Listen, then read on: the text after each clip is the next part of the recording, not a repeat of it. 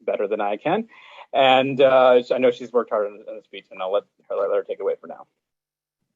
Thank you, Kirsch. You pronounce it right. Good night, everybody. I am the Vice President of CEC District 2. Thank you so much for taking the time to attend this meeting. I want to first thank you, my fellow council members, Robin and Kirsch, for creating this space where our families can share their opinions about the GNT program, since our elected officials, unfortunately, have failed to do so. Our president, Dan Morden, cannot be here tonight because of a previous commitment, but he asked me to express that he fully supports parents requesting meaningful engagement before any changes to GNT are announced. I'm going to start by sharing why I'm so passionate about the GNT school that my son goes to. My son went to kindergarten at our very well-regarded local district school. My husband and I work, and I was very happy that our son was going to a school just a few blocks from our home. But after a few weeks, he started complaining that kindergarten was boring. When we asked, what did you learn today? He would say, we just play baby math games and read baby books. We quickly realized that if he was already bored in kindergarten, that would mean trouble later on. And the worst for us was that he was getting the message that he didn't even have to try hard to succeed at school.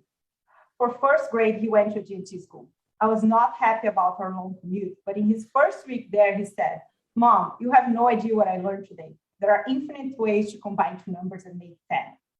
He also struggled there sometimes and would tell us, school is so hard. And we would always tell him, if school is too easy, it means you're not learning anything. My son will be fine.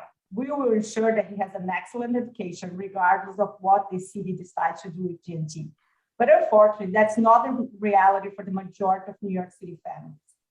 I have spent over a decade working to help low-income families access better schools than what is available in their neighborhood. I am fully committed to improving public education in our city, but I reject the idea that defending GNT is somehow defending a segregated system that perpetuates inequalities. The New York City district budget is now $38 billion. I'm going to repeat that, $38 billion, which represents approximately $45,000 per student.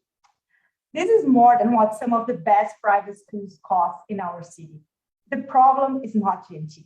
The problem is the ineffective district that we have. Eliminating GNT is not going to do anything for all the New York City children who desperately need access to a better public schools. New York City families clearly want more GNT schools. 78% of the children who qualify are denied a seat at the GNT school. We literally have a lottery to decide which children would get a seat. And now we're talking about eliminating these programs. The only reasonable answer is to expand them and make them more available to more families and in more neighborhoods. Finally, I want to ask our elected officials if they really think other countries are putting artificial limits on what their children should learn. Do you really think other countries are telling their students, don't learn too fast, slow down, and go at the same pace that every other kid is going?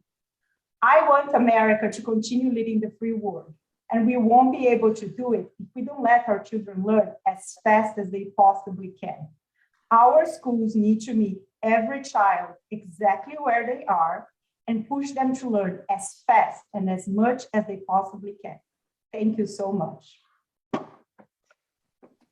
Thank you, Daniela. That was great and very personal.